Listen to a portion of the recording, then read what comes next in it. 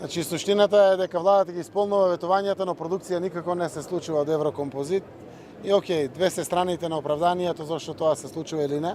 Јас веднаш после завршувањето на пуштењето во употребата на овој прекрасен објект проширителна станица и там да стигнам на седница на влада.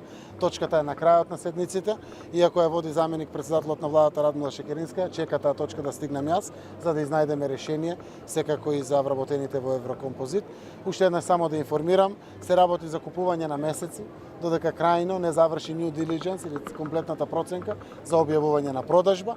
Паралелно со тоа планираме пакет за испраќање технолошки вишок на оние граѓани кои што тоа сакат да го прават. Конечна цел ни е граѓаните, нивниот интерес, работниците, но секако и днината на Еврокомпозит. Се надеваме дека ќе продолжи со производство на материјали употребливи за безбедносните служби во Република Македонија, но секако и за извоз.